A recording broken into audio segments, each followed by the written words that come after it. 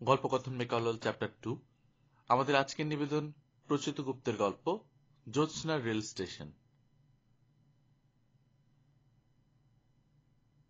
ডাকাত ডাকাত! বাজখাই গলার চিৎকারে ঘুমটা ভেঙে গেল। আমি চোখ খুললাম। ট্রেন কি চলছে নাকি থেমে আছে? ট্রেনের এই এক মজা, অনেকক্ষণ চলার পর থেমে গেলেও বোঝা যায় না। বাইরের বদলে ট্রেন তখন চলতে থাকে শরীরের ভেতর। ভেতরে সেই ট্রেনটা মাঝে মধ্যে হুইসেল দেয়, ঘটাং ঘটাং করে নদীর সাঁকো পেরোয়। উঠে বসলাম। না, ট্রেন থেমেই আছে। কামরা অন্ধকার, তবে একেবারে অন্ধকার নয়। কোথা থেকে যেন আবছা আলো আসছে একটা। এই তো ঘুমানোর আগেই দেখেছি করিডোরে নীল রঙের ডুমো ডুমো আলো জ্বলছিল।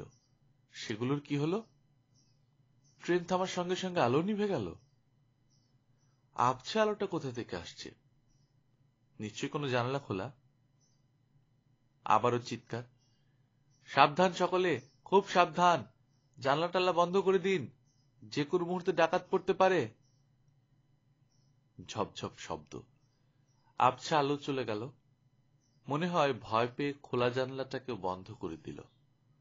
বাহ, এবার একেবারে পুরো অন্ধকার। সত্যি যদি ডাকাত পড়ে তাদের খুব সুবিধেই হবে। কটা বাজে? কত রাত? আমি আপার বার্থে আছি। আমার উল্টো দিকের বার্থে তমাল। ট্রেনে উঠেই গভীর মনোযোগ সহকারে ফু দিয়ে হাওয়া বালিশ ফুলিয়েছে, তারপর চাদর টেনে শুয়ে পড়েছে। শোয়ার আগে বলল, আমাকে বিরক্ত করবি না সাগর, মেজাজ ভালো নেই, ডাকাডাকি করবি না একদম। তুই কি চাদর মুড়ি দিয়ে শুবি? তমাল ভুরু কুচকে বলল, কেন, মুড়ি দিয়ে শুবো কেন? আমি সামলে নিয়ে বললাম, না তেমন কিছু নয়, তবে মুখ ঢেকে শুলে ভালো হয়। তোর ওই প্যাঁচার মতো মুখ যত কম দেখা যায়। বেড়াতে যাওয়ার সময় বেজার মুখ দেখতে নেই, অমঙ্গল হয়। চাপা গলায় দাঁত কিড়মিড় করে তমাল বলল, তোর কি মনে হচ্ছে আমি বেড়াতে যাচ্ছি? তোর তাই মনে হচ্ছে? না, তমাল বেড়াতে যাচ্ছে না। ছন্দার সঙ্গে তুমুল ঝগড়ার কারণে সে গৃহত্যাগী হচ্ছে। গৃহত্যাগী না বলে কলকাতার ত্যাগী বলাই উচিত, তবে পাকাপাকি ভাবে নয়। আপাতত অফিস থেকে দিন 10 ছুটি নিয়েছে। তবে গৃহত্যাগের মুখে দাঁড়িয়ে সে একটা গুরুত্বপূর্ণ সিদ্ধান্ত নিয়েছে। সেই সিদ্ধান্তের সময় আমি ছিলাম তার সঙ্গে। সেদিন ওর পাশে বসে ওর পয়সাতেই চা খাচ্ছিলাম। নিয়ম হলো, খিদের সময় চা খেলে খিদে মরে দরকচা মেরে যায়। তবে আমার ক্ষেত্রে দেখেছি বেশিরভাগ সময়ই নিয়ম ফেল মারে। সেদিনও চায়ের নিয়ম ফেল মারল। যত চা খেতে লাগলাম আমার খিদে তত বাড়তে লাগলো। বুঝতে পারলাম সলিড কিছু খেতে হবে। পকেটের যা অবস্থা তাতে সলিড কিছু হবে না। এই টানাটানি সময়গুলিতে তমালই আমার ভরসা হয়। চায়ের কাপ নামিয়ে রেখে উদাস মুখে তমাল বলল, ধুস, যদি 10 দিন পরে মন মেজাজ ঠিক না হয় তাহলে ভাবছি আর ফিরবই না। এখানে থেকে কোনো লাভ নেই, শালা কেউ দামই দিল না। আমি তলানির চাটুকু চুমুক মারলাম, বললাম, খুবই ভালো সিদ্ধান্ত। তোর বাইরে কোথাও থেকে যাওয়াই উচিত। যেখানে কেউ দাম দেয় না তুই থাকবি কেন? আমি একটা সামান্য বেকার ফালতু ধরনের ছেলে, তবু দাম না দিলে থাকি না। এই যেমন তুই কাছাকাছি একটা কোথাও খাবার হোটেলে আমায় নিয়ে যাবি, আমি সেখানে পেট পুরে লাঞ্চ সারবো আর তুই দাম দিবি। দাম দিবি বলেই না আমি তোর সঙ্গে থাকবো।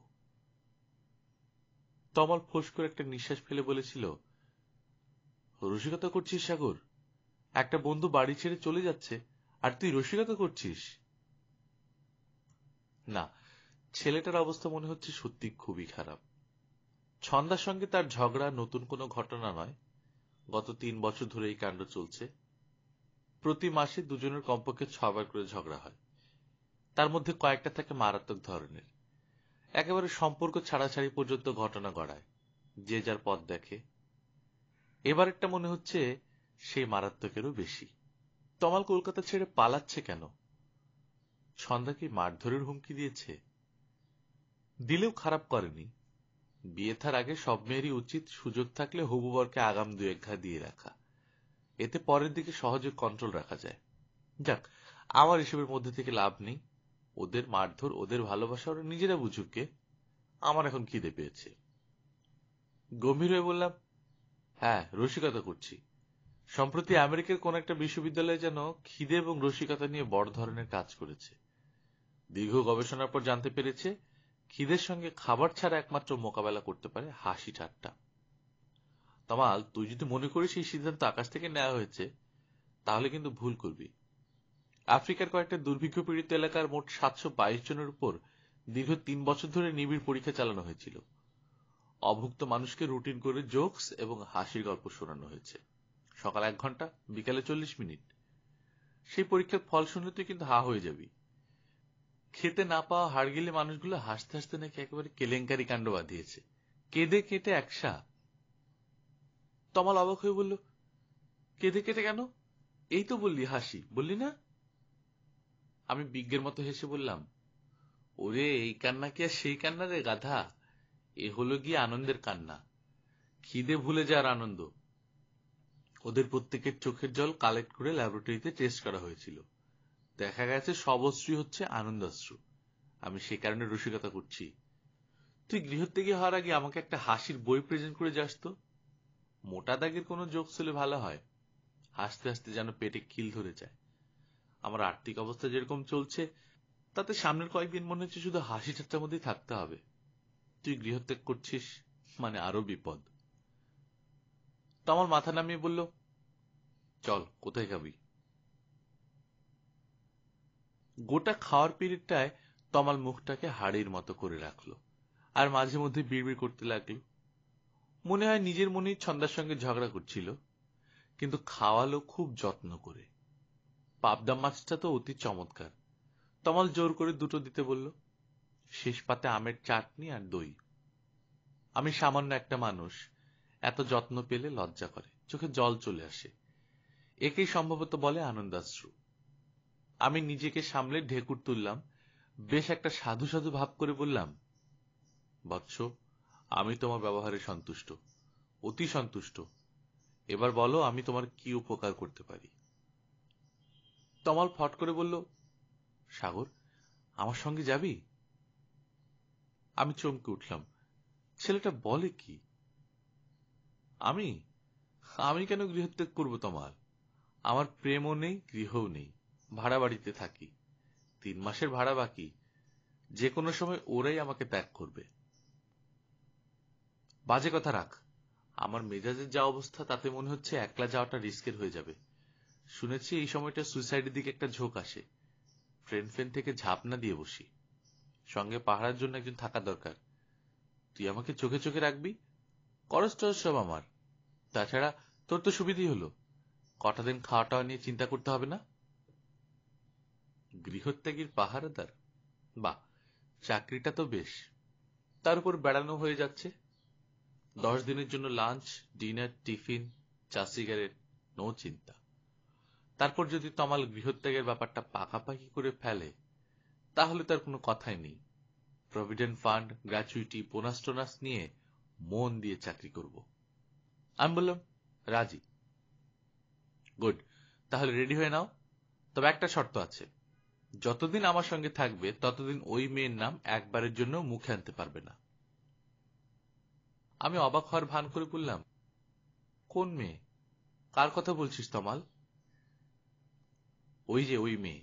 নাম শুনলে আমার মাথায় আগুন জ্বলে যাবে, তোকে মেরেও দিতে পারি। আমি মৌরি চিবোতে চিবোতে বললাম, বয়ে গেছে আমার উচ্চারণ করতে।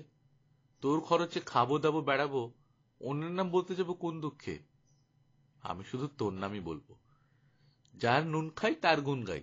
আচ্ছা, ছন্দার নিন্দে করা যাবে কি? তমাল কড়া চোখে তাকিয়ে বলল, নিন্দে প্রশংসা কিচ্ছু করতে হবে না। সাগর, তুই কি জানতে চাস আমরা কোথায় যাচ্ছি? আমি একটা দার্শনিক দার্শনিক ভাব করে বললাম, না, জানতে চাই না। গৃহত্যাগের কোনো ঠিকানা থাকে না। 20টা টাকা দে তো। তমাল চলে যাওয়ার পরে আমি ঠিক করলাম 20 টাকার ফুল কিনবো। কিনে ছন্দার অফিসে যাব, ওর হাতে ফুল তুলে দেব। ও অবাক হয়ে বলবে, ফুল এনেছেন কেন? নিশ্চয়ই কোনো মতলব আছে। আমি হেসে বলবো, তুমি এত বড় একটা কাজ করেছো, শুধু হাতে ধন্যবাদ দেওয়া যায় না, সেই জন্য ফুল এনেছি।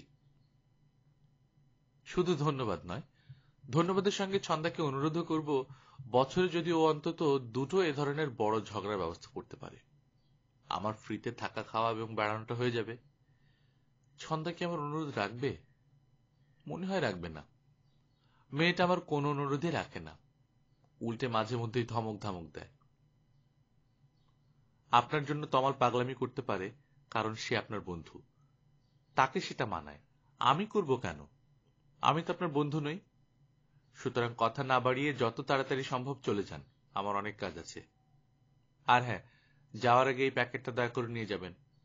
এটা আপনার জন্য একটা জামা আছে, রং পছন্দ হলে পরবেন, না হলে ফেলে দিবেন। তবে দয়া করে আমাকে দেখাতে আসবেন না। এই মেয়ে আমার অনুরোধ কেন রাখবে? আশ্চর্য, ছন্দা সেদিন আমার অনুরোধ রাখলো। প্রথমটাই গাইগুই করছিল, শেষ পর্যন্ত রাজি হয়েছে। আমি এত খুশি হলাম, মনে হলো ছন্দার অফিসে একটা লাফ মারি। সাহস হলো না। বেকার মানুষের কাজের জায়গায় লাফালাফি করা মানায় না। আবার কে যেন চিৎকার করে উঠল, ডাকাত পড়তে পারে, ডাকাত, সাবধান সবাই। সত্যি ডাকাত পড়বে নাকি? তমালকে ডাকবো? থাক, দরকার নেই। যে মানুষ সব ছেড়ে ছুড়ে বিভাগী হওয়ার প্ল্যান করছে, তার কাছে ডাকাতি কি, সন্ন্যাসী কি? ঘুমোচ্ছে, ঘুমোক। আহা, বাড়িঘর ছেড়ে এসে এমন নিশ্চিন্তে কতজনই বা ঘুমোতে পারে। ক্রমশ অন্ধকারটা একটু চোখ সওয়া হয়েছে। ঘুম ভেঙে উঠে বসেছে অনেকেই, একজন দুজন হাঁটা চলাও করছে। বার্থের উপর থেকে আমি ঝুঁকলাম। কে যেন ফস করে একটা টর্চ জ্বালল। হলুদ রঙের আলোর বল লাফিয়ে উঠল কামরায়। অমনি বাজ খাই গলার ধমক, টর্চ কে জ্বাললেন? নিভে ফেলুন, নিভে ফেলুন এক্ষুনি, আলো দেখলে কামরাটা টার্গেট হয়ে যাবে। যে টর্চ জ্বালিয়েছিল সে বোধহয় ধমক শুনে রেগে গেল, বলল, রাখুন মশাই আপনার টার্গেট। তখন থেকে ডাকাত ডাকাত করে চেঁচাচ্ছে। কি এমন সোনাদানা নিয়ে ট্রেনে উঠেছেন? সঙ্গে মেয়ে ছেলে আছে, অন্ধকারে কেউ গায়ে হাত টাত দিলে কি হবে? ধরতেও পারবো না। এতক্ষণ সবাই চুপ করেছিল। এই মারাত্মক কথাটার পর গোটা কামরায় একটা শোরগোল পড়ে গেল। চোর ডাকাত সব মাথায় উঠল। এই, টর্চটা দাও, শিগগিরই দাও। শিগগিরই দেব কি করে? কিছু তো দেখতেই পাচ্ছি না। উফ, তোমাদের নিয়ে বেরোনোটাই ভুল হয়েছে। নীল ব্যাগের চেনের মধ্যে আছে, হাত ঢুকিয়ে দেখো। লাল নীল কিচ্ছু বুঝতে পারছি না, অন্ধকারে সব একরকম দেখাচ্ছে। আচ্ছা ছাড়ো, আমি দেখছি। এই যে দাদা, আমার ব্যাগটা টানাটানি করছেন কেন? আমি কি ইচ্ছে করে টানছি? ঝগড়া করছেন কেন? এই চুপ! এদিকে ঘেসছেন কেন? দেখছেন না আমার মেয়েটা শুয়ে আছে? নিজের জায়গায় ঠিক করে বসুন। মুখ সামলে কথা বলবেন দিদি। উফ, মোবাইলটা কাজ করছে না। মোবাইল দিয়ে কি হবে? পুলিশ ডাকবেন? চুপ! ও টিকিট চেকার দাদা, আপনি কোথায় গেলেন? কোথায় আর যাবে, নেমে জঙ্গলের মধ্যে হাঁটা মেরেছে। এসব বলতে বলতে ঝপাঝপ অনেকগুলো টর্চ জ্বলে উঠেছে। ওদিকে কে যেন একটা মোমবাতিও জ্বেলেছে। আমার নিজের কোনো আলো নেই, না টর্চ না মোমবাতি।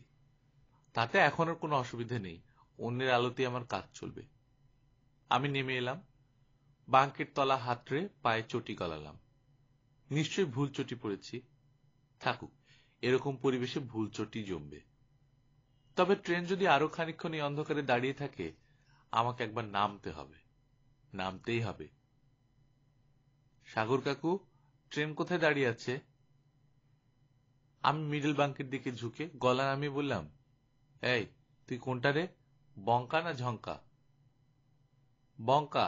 বলো না ট্রেন কোথায় দাঁড়িয়ে আছে। তার মানে এটা ঝঙ্কা। বছর দশেকের জমজ ছেলে দুটো কাল সন্ধে থেকেই এই খেলা শুরু করেছে, নাম গুলিয়ে দিচ্ছে। ওরা ওদের বাবার সঙ্গে বেড়াতে যাচ্ছে। দুটোই ভয়ঙ্কর রকমের পাজি এবং বুদ্ধিমান। মুখগুলো সুন্দর আর দেখতে প্রায় একই রকম। ওদের বাবা ট্রেনে ওঠার পর থেকেই দুই ছেলেকে বকাঝকার উপর রেখেছেন। বঙ্কা ঝঙ্কা, জানলা বন্ধ করে দাও। বঙ্কা ঝঙ্কা, পাং থেকে নামবে না। বঙ্কা ঝঙ্কা, অতবার বাথরুমে কেন যাচ্ছ? বঙ্কা ঝঙ্কা, মারপিট করবে না। বঙ্কা ঝঙ্কা, লুডো খেলা বন্ধ করো। বঙ্কা ঝঙ্কা, শুয়ে পড়ো। বকাঝকা চড় খাবে।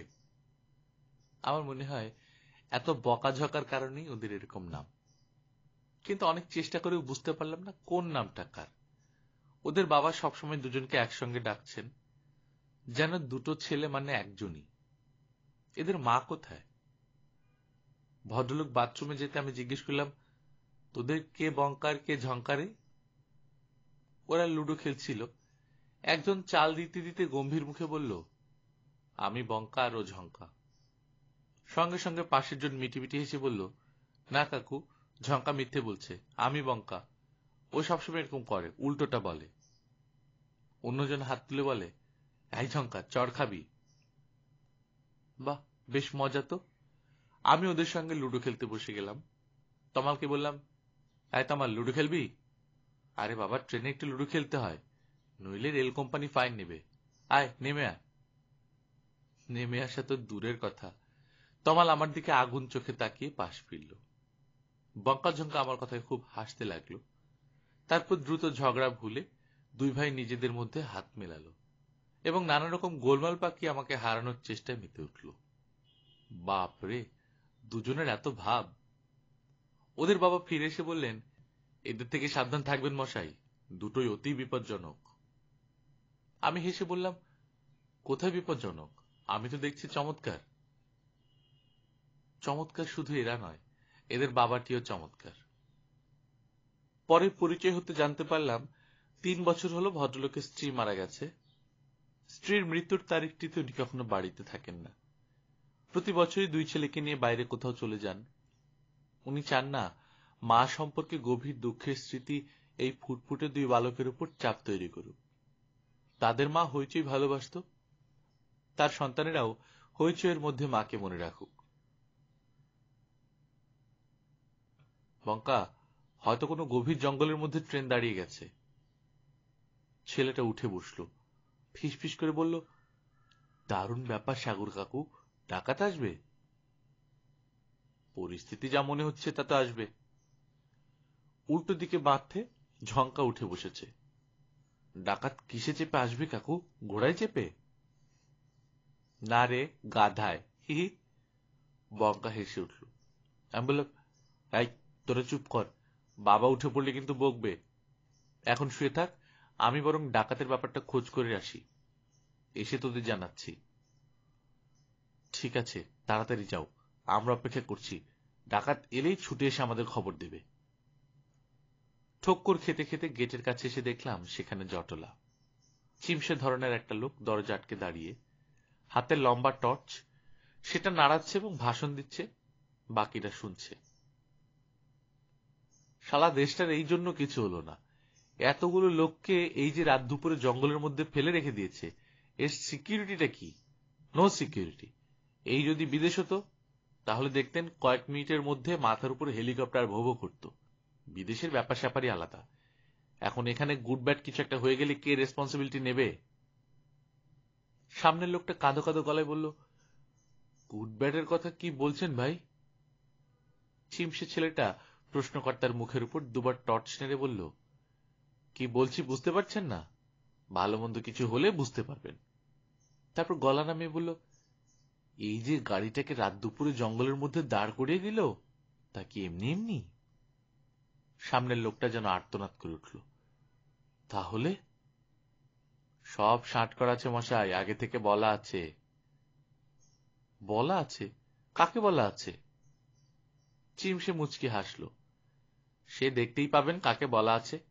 প্রবলেম তো আর ডাকাতি নয়, আজকাল আবার নতুন কায়দা হয়েছে, ডাকাতটা লেডিস নামিয়ে নেয়, তারপর। লোকটা আবার হাসল, যেন ডাকাতদের লেডিস নামিয়ে নেয়া বিরাট মজার কোনো ঘটনা। কিছু লোক আছে যারা ট্রেনে উঠেই একটা বাড়িতে আছি ধরনের ভান করে আনন্দ পায়। এরা ফটাফট শার্ট প্যান্ট বদলে পাজামার স্যান্ডো গেঞ্জি পরে ফেলে, খবরের কাগজের মোড়ক খুলে হাওয়ায় চটি বের করে, তারপর কাঁধে একটা তোয়ালে ফেলে ব্যস্ত হয়ে কামরার মধ্যে ঘোরাঘুরি করতে থাকে। আমার পাশে যে মোটাসোটা লোকটা এসে দাঁড়ালো, সে শুধু কাঁধে তোয়ালে ফেলেনি, হাতে একটা টুথব্রাশ পর্যন্ত নিয়েছে। মাঝরাতে টুথব্রাশ? লোকটা আমার কানের কাছে ফিসফিস করে বলল, এই লোকটাকেই আমার টিকিট চেকার মনে হচ্ছে, বিপদ বুঝে এখন ড্রেস বদলে পাবলিক সেজেছে। দেখছেন না, বেশি লেকচার মারছে। উল্টো দিকের দরজার কোনায় একজোড়া অল্প বয়সী ছেলে মেয়ে ঘেঁষাঘেঁষি করে দাঁড়িয়ে। মনে হয় সদ্য বিয়ে করে হানিমুনে বেরিয়েছে। শুনতে পেলাম মেয়েটা ফিসফিস করে বলছে, তখনই বললাম এসি কোচে টিকিট করো, তোমার সবটাতে কিপটেমি। এসি কোচে সিকিউরিটি অনেক বেশি। ছেলেটা তোতলাতে তোতলাতে বলল, শিখা, আমি। মেয়েটার নাম তাহলে শিখা। শিখা চাপা গলায় বলল, এখন হাদার মতো আমি করতে হবে না। এরপর যখন ডাকাতরা এসে আমাকে নামিয়ে নিয়ে যাবে, আমি কিন্তু হাসতে হাসতে চলে যাব, বুঝবে ঠেলা। আর চোখে দেখলাম ছেলেটা মেয়েটার দিকে আরো সরে এসেছে। অন্ধকারে দেখা যাচ্ছে না, তবে আমি নিশ্চিত সেবাস্টির একটা হাতও ধরে ফেলেছে। আমি এগিয়ে গেলাম। আমাকে নামতে হবে। জঙ্গল পাহাড় যাই হোক, আমাকে এবার নামতে হবে। এসি কোচের সিকিউরিটি বেশি শুনে বসে থাকলে চলবে না, নিজের চোখে দেখে আসা দরকার। চিমসে লোকটাকে বললাম, ভাই একটু সরুন তো। আমার মুখে একবার টর্চ ফেলে কঠিন গলায় বলল, কেন সরবো কেন? এমনি ভাই, নামবো। নামবেন? জঙ্গলের মধ্যে নামবেন কেন? লোকটা জেরা করছে। আমি মাথা ঠান্ডা রেখে বললাম, কোনো কারণ নেই, নেমে একটু ঘুরে দেখব। ঘুরে দেখবেন? এটা কি দার্জিলিং এর ম্যাল না পুরী সি বিচ যে ঘুরে দেখবেন? শান্ত গলায় বললাম, তার থেকেও তো ভালো কিছু হতে পারে। নিন সরুন, এবার দরজা খুলব। লোকটা এবার পা নাচিয়ে চোখ নাচিয়ে বলল, দুঃখিত, দরজাটা তো খোলা যাবে না। ট্রেন না ছাড়া পর্যন্ত দরজা জানলা কিচ্ছুই খোলা যাবে না। তারপর অন্যদের দিকে তাকিয়ে বলল, বুঝলেন দাদা, ভেতরে ওদের লোক থাকে, দরজা খুলে দেয়। আমার রাগ বাড়াচ্ছে। একে এখন একটা শাস্তি দেওয়া দরকার। চিমসেট এবার সোজা হয়ে বলল, এই যে ভাই, আপনি কোথায় যাচ্ছেন? কত পর্যন্ত টিকিট কাটা? নির্লিপ্ত ভঙ্গিতে বললাম, জানি না। জানি না মানে? লোকটা মুখ ঘুরিয়ে বাকিদের দিকে তাকালো। আমি অল্প হেসে বললাম, জানি না মানে জানি না, তবে এটা জানি আপনি টর্চটা নিয়ে অসভ্যতা করছেন। অনেকক্ষণ ধরে ব্যাপারটা লক্ষ্য করছি। অসভ্যতা? অসভ্যতা করছি? লোকটা প্রায় তেড়ে এলো। আমি একই রকম শান্ত গলায় বললাম, আপনি ইচ্ছে করে বারবার ওই মেয়েটির গায়ে আলো ফেলছেন। মেয়েদের গায়ে ইচ্ছে করে আলো ফেলা একটা বিরাট অসভ্যতা। ভাই, এটা আর করবেন না। ওই মেয়েটার নাম কি আপনি জানেন? ওর নাম শিখা। অন্য কোনো নামের মেয়ে হলে অসুবিধা ছিল না, কিন্তু আপনি বোধহয় জানেন না শিখা নামের মেয়েরা ডেঞ্জারাস হয়। এরা ডাকাতদেরই ভয় পায় না, আর আপনি তো কোন ছুঁচো। বলা যায় না, এই অপরাধের জন্য এগিয়ে এসেও আপনাকে একটা চড়ও মারতে পারে। সাবধান। ছেলেটা কেমন থতমত খেয়ে গেছে, বাকিরাও চুপ। এমন সময় আরো একটা অদ্ভুত কাণ্ড ঘটল। উল্টো দিক থেকে শিখা নামের মেয়েটি সত্যি সত্যি এগিয়ে এলো। এগিয়ে এসে বলল, এই যে ছোকরা, শোনো, আমিও তখন থেকে দেখছি। আমি হাতল ঘুরিয়ে দরজা খুললাম এবং ট্রেন থেকে নেমে পড়লাম। নামতে গিয়ে বুঝতে পারলাম মাটিটা অনেক নিচে। ছোট্ট একটা লাফ দিতে হলো। আরে, কোথায় জঙ্গল? ডাকাতি বা কোথায়? এটা একটা স্টেশন, ছোট্ট একটা স্টেশন, আলগোছে পড়ে আছে। ফটফটে জ্যোৎস্নায় যেন নেই কোনো। অল্প অল্প হাওয়ায় গায়ে এলিয়ে স্টেশন ঘুমিয়ে রয়েছে। ইট বাঁধানো এক ফালি প্ল্যাটফর্ম। সেই প্ল্যাটফর্মের উপরই ঝাপসা ঝাপসা গাছ। গাছের তলায় বাঁধানো বেঞ্চ। ঝকঝকে চাঁদের আলো আর অন্ধকার মাখামাখি হয়ে তারা দাঁড়িয়ে আছে। হঠাৎ দেখে মনে হচ্ছে সেজেগুজে অপেক্ষা করছে, যদি কেউ আসে। আশেপাশে কেউ কোথাও নেই। সাহস করে ট্রেন থেকে একজনও নামেনি। ভালোই হয়েছে, এখানে মানুষ মানায় না।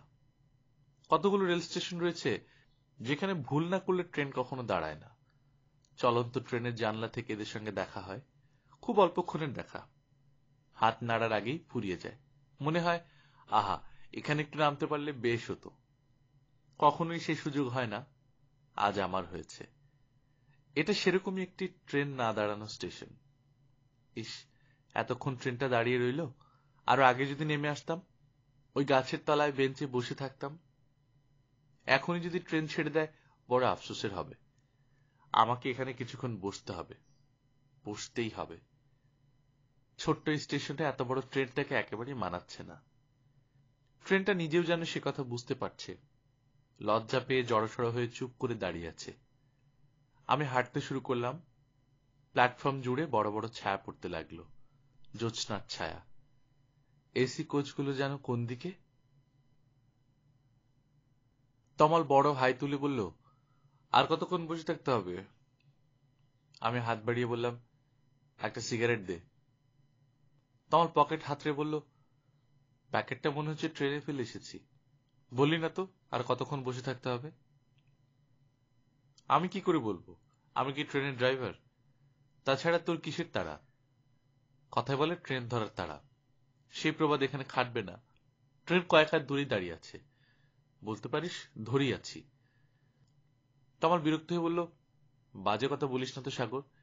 এই রাত দুপুরে তোর নিচু স্তরের ঠাট্টা মোটেই ভালো লাগছে না। ইস, কতটা লেট হয়ে গেল। ভেবেছিলাম পৌঁছে ব্রেকফাস্ট করব, এখন তো দেখছি দুপুরের খাবার জুটলে হয়। আমি হাসলাম, বললাম, গৃহত্যাগের আবার ব্রেকফাস্ট লাঞ্চ এসব কিসের? আচ্ছা তমাল, এখানে থেকে গেলে কেমন হয়? এখানে? এই স্টেশনে? তোর মাথা খারাপ হয়ে গেছে সাগর। আমি আবার হাসলাম, বললাম, ঠিকই বলেছিস।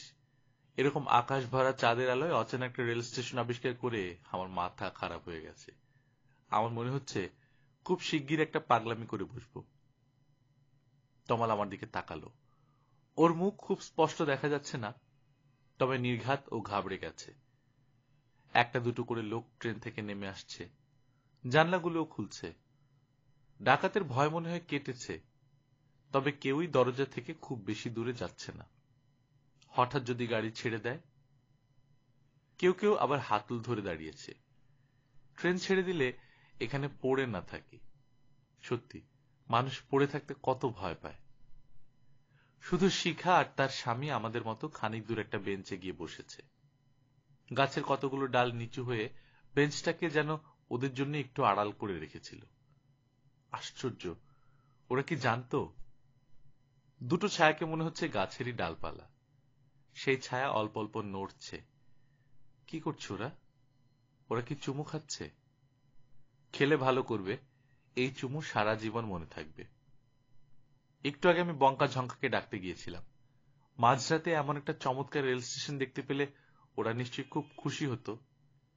কিন্তু কামরায় উঠে দেখলাম দুজনেই ঘুমিয়ে কাদা। ধূর্যটিবাবু জেগে আছেন, বসে রয়েছেন চুপ করে অন্ধকারে জানলার পাশে। ডাকতে গিয়ে আমি থমকে গেলাম। আজ ওর স্ত্রীর মৃত্যুদিন নয় তো? হতেও পারে। মনটা খারাপ হয়ে গেল। আমি নিঃশব্দে নেমে এলাম। টুথব্রাশ হাতে সেই লোকটা প্ল্যাটফর্মে নেমে এসেছে বটে, কিন্তু এখনো টুথব্রাশ ছাড়েনি। মাঝে মধ্যেই সে ট্রেনের এ মুড়ো থেকে ও মুড়ো পর্যন্ত ব্যস্ত হয়ে ছোটাছুটি করছে। প্রথমটায় অবাকই হয়েছিলাম, একটু পরে বুঝতে পারলাম লোকটা আসলে ট্রেন সংক্রান্ত খবরাখবর সংগ্রহ করছে। তারপর সেই খবর চিৎকার করে ঘোষণা করছে। একবার এক এক রকম খবর। একবার ঘোষণা করলো ইঞ্জিন খারাপ, একবার জানালো না ইঞ্জিন খারাপ না, সিগন্যাল খারাপ। পরের বার হাঁপাতে হাঁপাতে এসে বলল, ইঞ্জিন সিগন্যাল সবই ঠিক আছে, লাইনম্যানকে পাওয়া যাচ্ছে না। শেষবারের খবর তো মারাত্মক। 1 কিলোমিটার দূরে জঙ্গিরা 27 খানা ফিশ প্লেট খুলে ফেলেছে। কাল বিকেলের আগে ট্রেন ছাড়বার কোনো সম্ভাবনাই নেই। ঘটনা শুনে কে একজন ট্রেনের ভেতর থেকে চেঁচিয়ে উঠল, কেউ একটা হারামজাদাকে ধরে ট্রেন লাইনে ফেলে দেয় তো, ফেলার আগে টুথব্রাশটা কেড়ে নিবি। তমাল বেঞ্চ থেকে উঠে অস্থিরভাবে পায়চারি করতে করতে বলল, খুবই বিপজ্জনক পরিস্থিতি। আমি পা দুটো সামনে ছড়িয়ে দিয়ে বললাম, বিপজ্জনক? বিপজ্জনক কোথায়? আমার তো দারুণ মজা লাগছে। মজা? রাত দুপুরে একটা অজানা স্টেশনে ট্রেন দাঁড়িয়ে আছে, এর মধ্যে তুই মজা কোথা থেকে পেলি সাগর? বাহ, রাত না হলে এমন চমৎকার চাঁদের আলো পেতিস? রেল স্টেশনে চাঁদের আলো দেখা একটা বিরল অভিজ্ঞতা। রাখতো চাঁদের আলো, আরো কিছুক্ষণ আটকে থাকলে সব আলো টালোর মজা বেরিয়ে যাবে। আমি আকাশের দিকে তাকিয়ে বললাম, তুইও পাবি, তুইও মজা পাবি। তমাল রাগে গো গো করতে করতে বলল, একজনের জন্য আজ এই হাল হয়েছে, শুধু একজনের জন্য। তার জন্য আমি ঘর ছেড়েছি, তোর মতো একটা পাগলের সঙ্গে আজ রাত দুপুরে পথের মাঝখানে বসে বসে গেলাস গেলাস চাঁদের আলো গিলছি। হাসি পাচ্ছে। হাসি চেপে বোকার মতো মুখ করে বললাম, কার জন্য? তমাল আঙুল তুলে বলল, খবরদার সাগর, ওই নাম মুখে আনবি না, তোর সঙ্গে কিন্তু শর্ত রয়েছে। আমি বেঞ্চের উপর লম্বা হয়ে শুয়ে পড়লাম। বললাম, ঠিক আছে, আনবো না। তুই এখন যা তো, অনেক বকবক করেছিস, একটু ঘুমিয়ে নি। সে কি, ঘুমোবি মানে? ট্রেন যদি ছেড়ে দেয়? সাগর, সবসময় রসিকতা মানায় না, ঘুমোতে হলে ট্রেনে উঠে ঘুমো। আমি পাত্তা না দিয়ে বললাম, আহ, কতদিন গাছের তলায় ঘুমোইনি। শুধু কি গাছ, গাছের সঙ্গে আবার ঠান্ডা হাওয়া। তুই ওদিকের বেঞ্চটায় শুয়ে পড় না তমাল, দেখবি মাথা ঠান্ডা হয়ে যাবে, গুনগুন করে গান ধরবি। তমাল শুলো না, আবার গেলও না, উল্টো দিকে মাথার কাছে বসে রইল। বসে বিড়বিড় করতে লাগলো, মনে হয় ছন্দার সঙ্গে ঝগড়া করছে। 3 দিন ধরে দেখছি ও এই কাণ্ড করছে। সুযোগ পেলেই মনে মনে ছন্দার সঙ্গে ঝগড়া করছে। করুক, যত খুশি করুক। রাত দুপুরে চাঁদের আলো মাখা গাছের তলায় বসে প্রেমিকের সঙ্গে ঝগড়া করলেও মন ভালো হয়ে যায়। তমালেরও হবে, বাকিটুকু আমি করে দেব। সেদিন খিদের সময় তমাল আমাকে খাইয়েছে। খাইয়েছে বড় কথা নয়, অনেকেই খাওয়ায়, কিন্তু অমন যত্ন করে। বুকের ভেতর খিদের থেকেও তীব্র ভালোবাসা না থাকলে অমন যত্ন করে খাওয়ানো যায় না। তখনই আমি সিদ্ধান্ত নিয়েছিলাম, ওর জন্য একটা কিছু করব। আমার মতো একটা বেকার ফালতু ধরনের ছেলে কি বা করতে পারে মন ভালো করে দেয়া ছাড়া? আমি গৃহত্যাগী তমালের মন ভালো করে দেব। খানিক আগেই সব ব্যবস্থা করে এসেছি। আমাদের সাধারণ কামরার মতো এসি কোচের টিকিট চেকার অন্ধকারে পালিয়ে যায়নি। তাছাড়া সেখানে আলো টালো সবই আছে। চেকার মানুষটা খারাপ নয়, রসবোধ আছে। আমি বললাম, আপনাকে বলতাম না দাদা, অন্যরকম প্ল্যান ছিল, যা ঘটবার কাল সকালেই ঘটতো, কিন্তু এই স্টেশনটা দেখে মাথা খারাপ হয়ে গেছে। বিশ্বাস না হলে আপনি একটিবারের জন্য নেমে দেখুন। আচ্ছা, নামতে হবে না, কান পাতলে একটা শোষা আওয়াজ পাবেন, বাঁধ ভাঙার আওয়াজ। বাইরে আজ চাঁদের হাসি বাঁধ ভেঙেছে। কপালের উপর চশমা তুলে মানুষটা বলল, ভাইয়ের মনে হচ্ছে কবিতার অসুখ আছে। কাজটা বেআইনি হচ্ছে, তবে কবিতার আর আইনি বেআইনি কি? কলেজ জীবনে আমিও টুকটাক লিখতাম কিনা। ঠিক আছে, একটা ফাঁকা বার্থ ম্যানেজ করে দিচ্ছি। ভদ্রলোক আমাকে ট্রেনের খবরও দিয়েছে। চিন্তার কিছু নেই। 2টো স্টেশন আগে একটা মালগাড়ির ইঞ্জিন গড়বড় করেছে। ওয়াকি টকিতে খবর এসেছে সারানোর কাজ প্রায় শেষ, ঘণ্টাখানেকের মধ্যেই ট্রেন ছাড়বে। আমি সেই সময়টার জন্য অপেক্ষা করছি। বেশি দেরি নেই, সময় প্রায় হয়ে এসেছে। আমি কান খাড়া করে আছি। তমালকে আগে থেকে কিছু বুঝতে দেয়া যাবে না, কোন রকম আপত্তির সুযোগ সে পাবে না। ট্রেন হুইসেল দিলেই ওর একটা হাত শক্ত করে ধরে ছুট লাগাবো, তারপর ঠেলে এসি কোচে তুলে দিয়ে আসব। ট্রেন ঘন ঘন হুইসেল দিচ্ছে, এর মানে এখনো যদি কেউ বাকি থাকো উঠে এসো, উঠে এসো শিগগিরই। আমি বসে আছি একা। তমালকে নিয়ে আমার এসি কোচ পর্যন্ত যেতে হয়নি। তার আগেই ছন্দা নিজেই ওই কামরা থেকে নেমে আসে। চাঁদের আলোয় সে আমাদের সহজেই খুঁজে বের করে। তমাল ভূত দেখার মতো চমকে উঠল। এত ঘাবড়ে যায় প্রথমটায় যে ছন্দাকে আপনি আপনি করে কথা বলতে শুরু করে। আপনি এখানে? আমি তো। ছন্দা চাপা গলায় ধমকে উঠে বলে, অনেক হয়েছে, নাটক আর ভাল লাগছে না। সারা রাত কি তোমার জন্য একা বসে থাকবো জেগে? চলো শিগগিরই। ইস, তোমার এই অপদার্থ বন্ধুটার জন্য একগাদা টাকা খরচ হয়ে গেল। নাও, চলো চলো। তমাল আরো ঘাবড়ে গিয়ে বলল, যাব? কোথায় যাব? ছন্দা এবার এগিয়ে এসে তমালের হাত ধরল, গলা নামিয়ে বলল, রাত দুপুরে আর পাগলামি করতে হবে না, চলো। তারপর আমার দিকে ফিরে কঠিন গলায় বলল, এই যে মশাই, অনেক ঝামেলায় ফেলেছেন, বাকি পথটুকু বন্ধুর লাগেজটা দয়া করে সামনে রাখবেন, কাল সকালে দেখা হবে। তমাল আমার দিকে তাকালই না। সেটাই স্বাভাবিক, বিশ্বাসঘাতকের দিকে কে তাকায়? তবে আমি ওদের দিকে তাকিয়ে রইলাম। কুয়াশার মতো নীল আলোয় ছায়া তৈরি করতে করতে ওরা এসি কোচের দিকে হেঁটে যাচ্ছে। একটা ভালো চাকরি হাতছাড়া হয়ে গেল। তা যাক, ওরা হাঁটছে হাত ধরাধরি করে। খুব ভাগ্য না করলে এমন দৃশ্য দেখতে পাওয়া যায় না। আর কেউ বাকি নেই, সবাই উঠে পড়েছে। জনমানব শূন্য রেল স্টেশন ফের ভেসে যাচ্ছে রহস্যময় চাঁদের আলোয়। ট্রেন হুইসেল দিচ্ছে, শেষ হুইসেল, যেন একটু নড়ে উঠল। আমি কি করব?